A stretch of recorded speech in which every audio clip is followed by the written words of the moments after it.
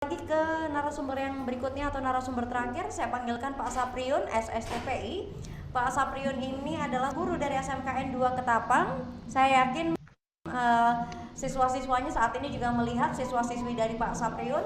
Terima kasih banyak teman-teman dari SMKN 2 Ketapang. Pak Sapriun memberikan materi seputar literasi digital dalam meningkatkan wawasan kebangsaan. Silahkan waktu dan tempat dipersilahkan kepada Pak Sapriun. Terima kasih Bu Aulia. Saya akan share screen untuk materinya. Ya, apakah sudah terlihat? Terlihat Bapak, silahkan untuk dilanjutkan. Ya, terima kasih. Jadi untuk materi literasi digital dalam meningkatkan wawasan kebangsaan ini, yang pertama-tama ya kita tadi sudah mendengarkan pemaparan dari pemateri pertama itu Pak Ole dan Bu Ati serta Pak Hermanto. Kalau Pak Ole ya luar biasa ya. Bukan kaleng-kaleng lagi tapi pokoknya brilian lah, dan Bu Ati juga tadi sudah luar biasa Pak Hermanto. Oke, terima kasih. Saya akan melanjutkan kepada materi literasi digital dalam meningkatkan wawasan kebangsaan untuk Indonesia yang lebih baik. Jadi di saat ini sudah di masa yang global dan modern begini, teknologi sudah semakin canggih, ya, semakin canggih. Kemudian informasi, jadi kita bisa berbicara dengan siapa saja, kapan saja, tanpa terkendala oleh ruang dan waktu. Ya, mungkin di era saya waktu masih kecil ya sulit sekali itu untuk melakukan hal seperti itu. Ya ada sih ya, telek itu atau telegram. Jadi ketika dari suatu tempat ke tempat yang jauh, jaraknya puluhan kilometer, nah itu hanya itu saja. Sekarang sudah tidak ada batas, ya. Kemudian komunikasi. Komunikasi ini kita bisa berbicara dengan siapapun.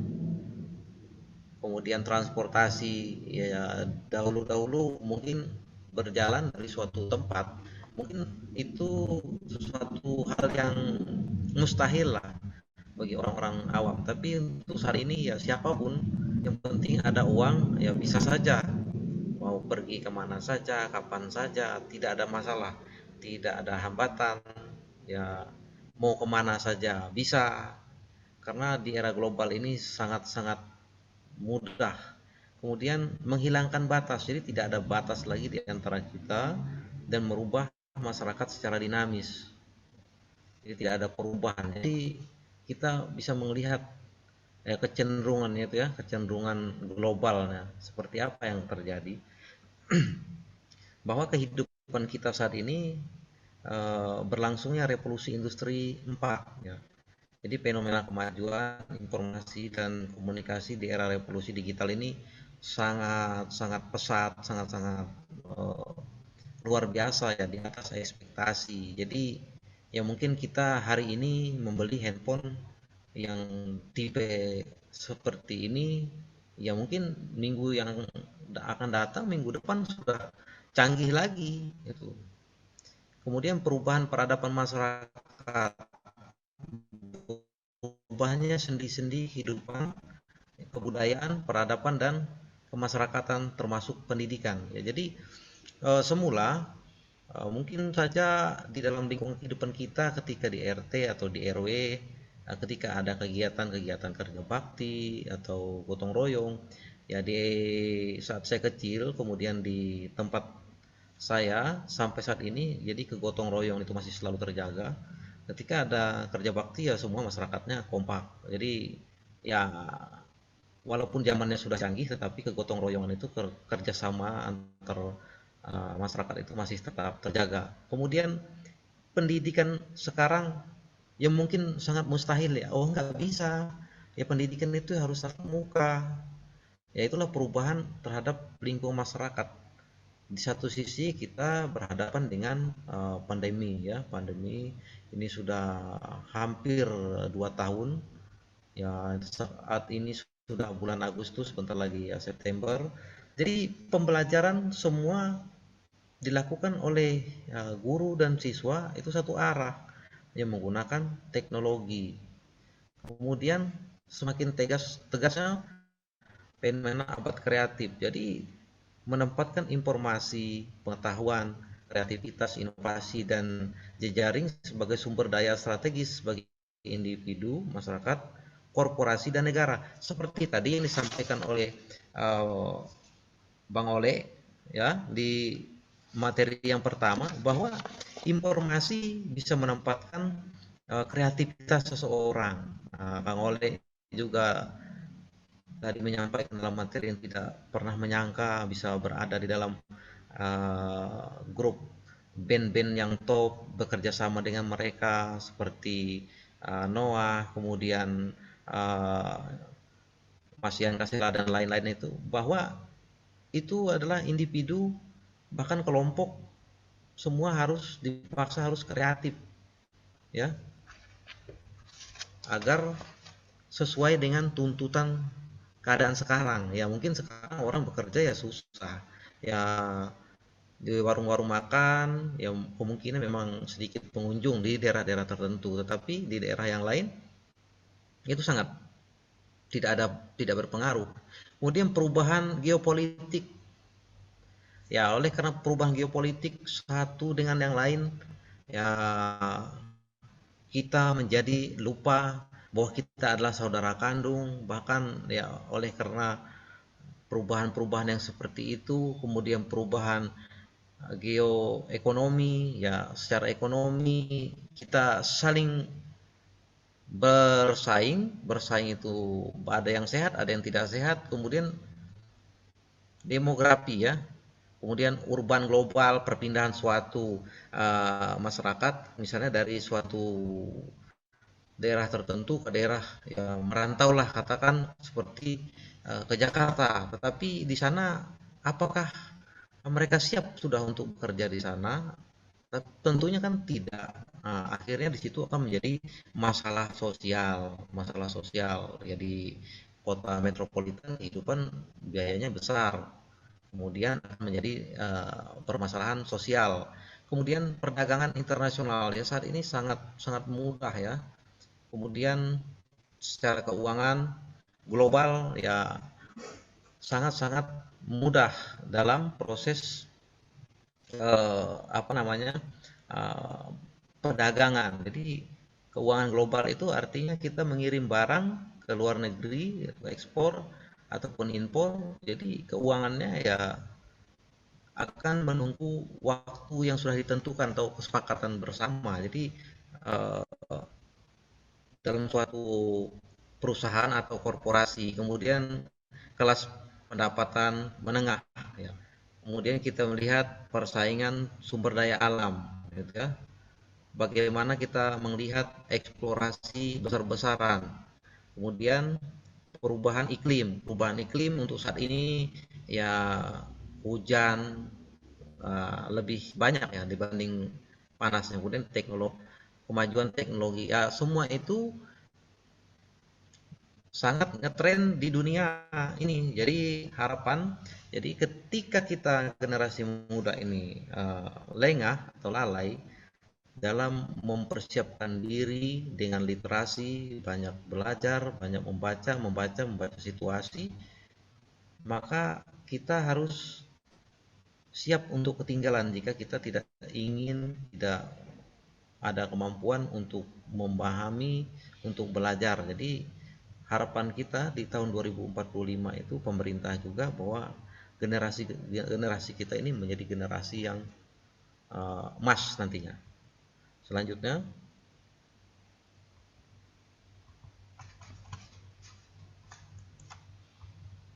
ya kemudian kita melihat dari teknologi komunikasi dan informasi. Jadi mengubah saat ini, ya mungkin dahulu kita berbicara perang konvensional, artinya head to head. Jadi berhadapan misalkan dalam uh, suatu kelompok atau negara A, negara B, ya itu sudah tidak ada lagi untuk saat ini. Jadi perang yang ada saat ini menggunakan teknologi media, itu cyberware, media massa. Jadi perang kita ini ya semakin kita tidak memahami ya, konteks informasi yang disampaikan, kita tidak bisa membaca, tidak bisa menelaah, tidak bisa mengkaji dan memverifikasi kebenaran informasi yang disampaikan melalui media, baik itu medianya berupa WhatsApp atau teknologi yang lain seperti YouTube. Maka jika kita menyebarkan hal-hal yang seperti itu, apa yang akan terjadi terhadap eh, terhadap kewawasan kebangsaan kita? Kita akan terpecah belah. Oh, di sana ternyata kelompok ini tidak menyukai kelompok itu. Ya, itu tidak baik, sehingga perpecahan itu tidak niscaya akan kita hindarkan ketika dari kelompok A, B, C, D, kemudian E, F dan sebagainya, itu membuat suasana menjadi tidak baik dengan menginformasikan informasi-informasi ya, kalau kita tidak memverifikasi, memvalidasi informasi yang kita terima, maka kita akan meneruskan ya itu. Karena saya juga ada grup-grup di WhatsApp juga, jadi ada pesan yang sepertinya sudah diteruskan berulang-ulang kali ya. Jadi ada yang baik ya kita terima, yang tidak baik ya cukup sampai di kita ketika itu kita mendapat kiriman dari orang, yaitu perang merubah pola pikir saat ini, bukan perang kekuatan militer. Kalau kekuatan militer sepertinya bangsa-bangsa dan kelompok-kelompok juga akan berpikir, ketika perang banyak kehancuran, banyak pertumpahan darah. Nah, itu yang tidak diinginkan ya. Tetapi perang pengaruh melalui ideologi, itu politik, ekonomi, sosial, dan kebudayaan tanpa disadari dan diinfiltrasinya. Jadi ketika perang itu ideologi kita diganggu, kemudian politik kita diganggu, ekonomi kita diganggu, artinya perang secara ekonomi. Uh, Suatu negara dengan negara lain bisa saja dengan gampang memboikot, oh barang ini tidak boleh masuk ke negara kami, ke negara A, ke negara tertentu. Sehingga perang ekonomi itulah yang membuat suatu negara, oh sulit juga ya ternyata untuk mengekspor barang. Kemudian secara sosial dan kebudayaan, kebudayaan ini sangat berarti sekali dalam wawasan kebangsaan. Ketika kita tidak mencintai wawasan kebudayaan kita, kemudian ideologi kita, tanpa disadari kita akan tersingkir ya. Sasarannya ketahanan ekonomi, pertahanan dan keamanan, budaya, ideologi dan lingkungan politik itu adalah karakter. Jadi karakter kita memang harus kuat. Kita melihat di sini nih, di era industri revolusi ya, jenis pekerjaan yang akan hilang pada tahun 2025 itu 35%. Kemudian kompetensi baru yang berbasis teknologi hampir ya saat ini sudah eh, namanya teknologi, robot ya, kondisi yang dihadapi generasi milenial abad 21 ini adalah tantangan kita yang muda-muda. Ternyata saya juga masuk ke dalam kategori generasi milenial. Globalisasi 14,2 juta tenaga kerja yang cakap akan berimigrasi antar negara ASEAN. Jadi ketika kita tidak terlena dengan saat ini menggunakan media sosial, itu tidak terarah untuk pelajar-pelajar, khususnya untuk para siswa kita juga, karena kita juga sebagai pendidik ya, seperti yang disampaikan oleh pemateri-pemateri yang sebelumnya, bermain game itu ya bukan bukan hal-hal yang dilarang ya, tetapi bisa mengurangi, bisa mengaturnya. Bagaimana ketika sudah kecanduan game sementara uh, di tahun 2030 dan seterusnya, dobrakan bagaimana ketika ada tenaga kerja yang datang dari luar negeri di Asia Tenggara, tetapi eh, kita tidak bisa masuk ke negara-negara tetangga kita, tidak siap untuk bersaing. Itu kebutuhan domestik gitu ya, kebutuhan domestik 58 juta itu tambahan tenaga kerja yang cakap pada tahun 2020. Kemudian peningkatan daya saing SDM, itu daya saing SDM itu yang harus memang betul-betul ya kita persiapkan. Kemudian generasi milenial itu digital ya, native dan aktif pengguna sosial media ya, Facebook, Twitter dan lain sebagainya. Jadi memang betul-betul kita harus bisa mengendalikan diri. Semua ya, main game bisa, kemudian untuk bermain bisa, tetapi hal-hal yang seperti itu jika kita lakukan secara terus-menerus, maka wawasan kebangsaan kita akan lama-lama terkikis dan akan hilang. Oke, lanjut.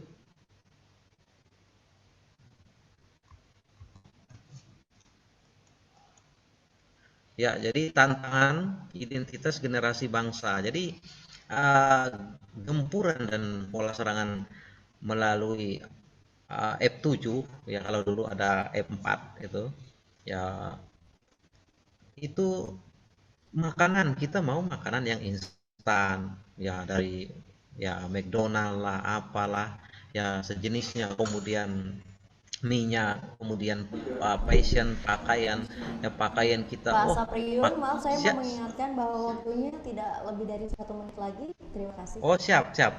Oke, itu tadi ya. Jadi kita melihat di sini adalah potret berdemokrasi, bahwa kebebasan kita untuk menyampaikan pikiran baik secara uh, protes itu, pendapat secara lisan maupun tertulis diatur dalam undang-undang, asalkan kita tetap uh, ramah ya. Kemudian di sini adalah ancaman narkotika. Ancam narkotika ini yang akan merusak generasi milenial jika tidak mampu mengendalikan diri. Oke, kemudian terorisme untuk saat ini juga di tahun 2019 itu agak meningkat, tapi saat ini sudah menurun berdasarkan katakan bahwa selama pandemi COVID ini, bahwa tindakan radikalisme itu menurun. Jadi yang semula sebesar 55,2% tahun 2019, saat ini 34,4%, dan saat ini 14%, artinya itu jauh masuk ke dalam kategori sangat rendah. Mudah-mudahan negara kita bisa bebas dari hoax atau informasi yang tidak benar. Saya lanjutkan. Ini adalah bagaimana kita harus bersikap. Kita harus tahu situasi dan kondisi negara dan bangsa kita, kemudian mempunyai wawasan kebangsaan, bangsa yang berdaulat, mandiri dan berkepribadian. Itulah ciri-ciri bangsa kita, NKRI ya. Nah, di sini bisa kita lihat bagaimana keragaman, kebersamaan kita berkumpul bersama-sama lintas etnis, suku dan agama. Konsep dan wawasan kebangsaan. Kemudian bagaimana memperkuat karakter generasi bangsa, yaitu kita harus olah hati itu secara etika, kita harus mempunyai sopan santun, olah pikir ya, kita harus rajin membaca, literasi, kemudian olah karsa, estetika, dan olahraga, artinya menyehatkan bagi tubuh kita. Memperkuat wawasan kebangsaan khususnya di kalangan muda atau milenial, itu adalah tugas kita bersama ya. Terima kasih. Demi NKRI, demi kemanusiaan, lawan intoleransi, lawan radikalisme, lawan terorisme. Terima kasih. Abu Aulia, Baik, saya terima kasih kembalikan. banyak Pak Sapriun untuk materi yang sudah diberikan seputar literasi digital dalam meningkatkan wawasan kebangsaan. Bagaimana literasi digital sangat berperan penting terhadap wawasan kebangsaan. Kita sebagai anak muda juga mungkin bisa tumbuh dengan lebih melek literasi digital, menggunakan sosial media dan segala akun digital begitu. Apa ya, jangan sampai akun-akun digital atau memicu atau mungkin memunculkan komen-komen yang berbau ujaran kebencian dan sebagainya, agar tidak memecah belah bangsa. Terima kasih banyak Pak Sapriun untuk materi yang sudah diberikan.